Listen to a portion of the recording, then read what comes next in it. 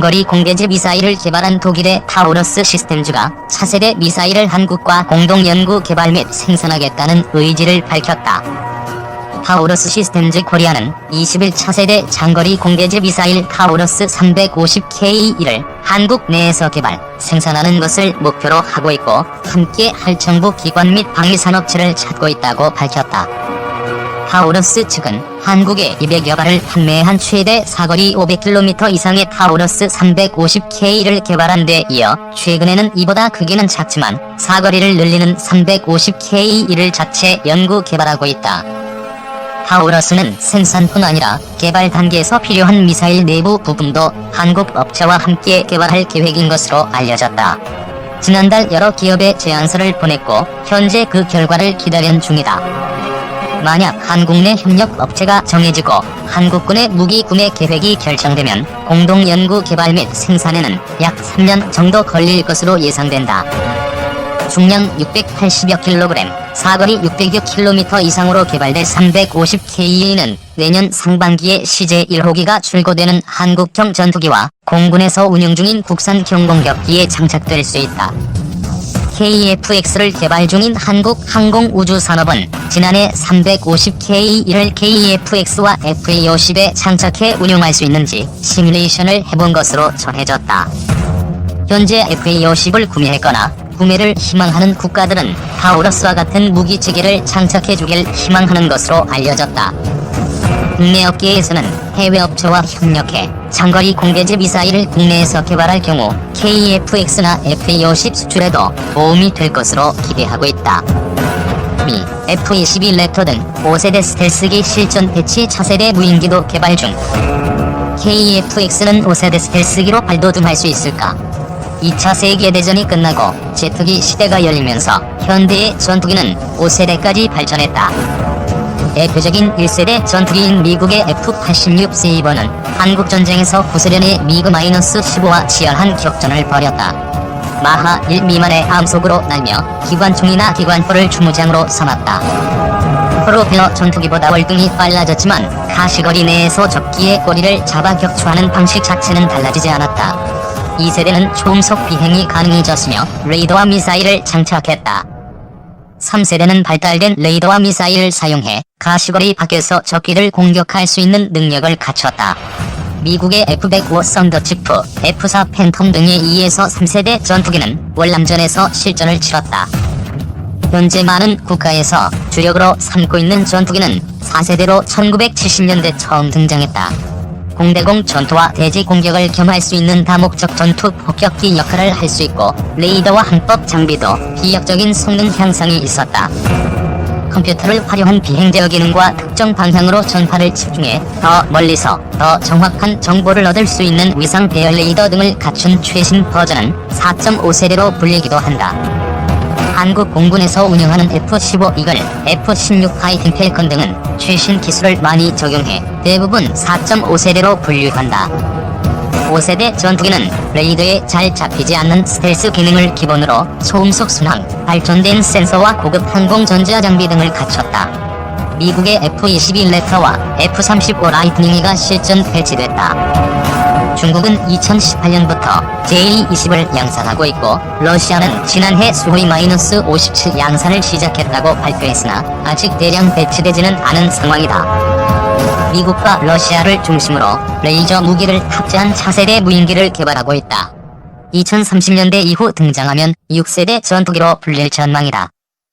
전투기는 한 세대 이상 차이가 날 경우 정상적인 대응이 어렵다.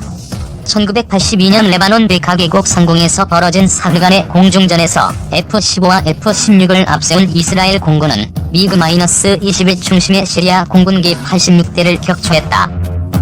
이스라엘의 피해는 대공사격에 걸린 정찰용 F-4 한 대뿐이었다. 스텔스기와 비스텔스기는 성능 격차가 더 크다. F-22의 경우 레이더 반사 면적이 10원짜리 동전, F-35는 탁구공 수준으로 알려져 있다.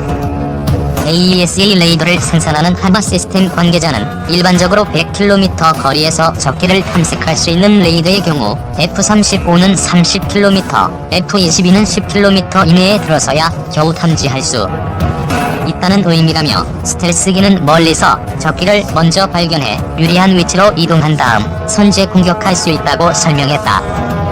한국 공군은 2018년부터 총 80대의 F-35를 도입해 주변국의 스텔스기에 대응할 방침이다. 스텔스기를 만들기 위해서는 레이더 전파를 엉뚱한 방향으로 반사하는 기체 형상, 레이더 전파를 흡수하는 도료, 미사일과 폭탄을 실을 내부 무장창 등이 필요하다. 우리나라는 아직 이 같은 기술을 확보하지 못하고 있어 KF-X는 2029년부터 양산 예정인 블록이까지 4.5세대 전투기로 자리매김할 예정이다.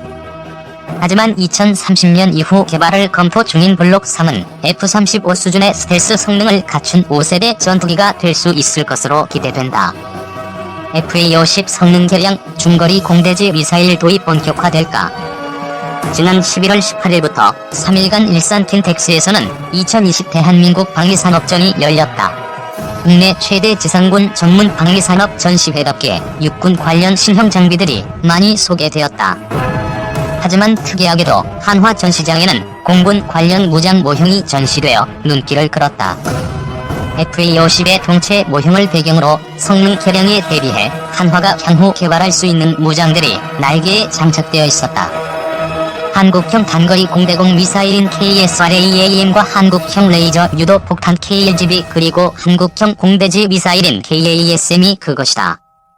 이와 관련해 방산업계 관계자에 따르면 공군은 FA-50 성능 개량과 함께 향후 신형 공대지 미사일을 도입할 예정이라고 전했다. 군에 알려진 정식 명칭은 중거리 공대지 미사일 도입 사업이다.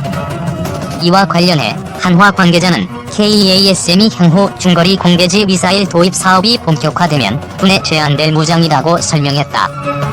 FA-50 성능 개량과 관련해 그동안 여러 기관에서 개념 연구가 이루어졌고 가장 최근인 지난 5월 21일에는 국방과학연구소가 긴급 공고로 FA-50 성능 개량 사전 개념 연구 용역 입찰이 진행됐다. 이 연구의 핵심은 공군에서 경공격기로 운용 중인 FA-50의 역할을 증대시키는데 초점이 맞추어져 있다. FA-50은 현재 공군의 로급 전략으로 운용되고 있지만 내부 연료 부족 및 정밀유도무기 운용 능력 부족 등으로 공격 편대군 투입이 제한되는 등 항공기가 가진 기본 성능을 제대로 발휘하지 못해 대대적인 성능 개량이 요구되고 있는 상황이다. 중거리 공대지 미사일 도입 사업은 이러한 FA-50의 높은 명중률과 긴 사거리를 가진 공대지 미사일을 장착하는 것이다. 하지만 군 관계자에 따르면 현재 FA-50은 날개에 달린 무장 장착점에 2000파운드 즉 907kg 미만의 무장만 탑재할 수 있어 선택할 수 있는 공대지 미사일이 매우 제한된다. FA-50에 장착 가능한 중거리 공대지 미사일로는 터키 로켓산사가 만든 솜과 노르웨이 콩스버그사가 만든 JSM이 꼽히고 있다. 솜은 미사일 버전에 따라 차이가 있지만 무게가 650kg 미만이고 JSM은 416kg에 불과하다. 사거리는 솜이 250km, JSM은 185km 이상으로 알려지고 있다. 이번에 한화가 선보인 한국형 공대지 미사일인 KASM은 탄두 2개를 직렬로 배치한 텐덤 반두를 장착한 솜B2를 터키 로켓산사에서 기술 도입 방식으로 들여와 만들어질 예정이라고 한화 관계자는 밝혔다. 이밖에 KF-X와 FA-50 성능 개량에 제한될 한국형 단거리 공대공 미사일인 KSRAAM 역시 KF-X의 단거리 공대공 미사일로 채택된 독일 딜 디펜스사의 아이리스-T를 기술 도입 방식으로 들여와 만들 예정이라고 전했다. 중거리 공대지 미사일 도입 사업은 아직 구체적인 사업 시기라든가 방식은 밝혀지지 않았지만 이번 2020 대한민국 방위산업전을 통해 한화가 한국형 공대지 미사일인 KASM을 공개함에 따라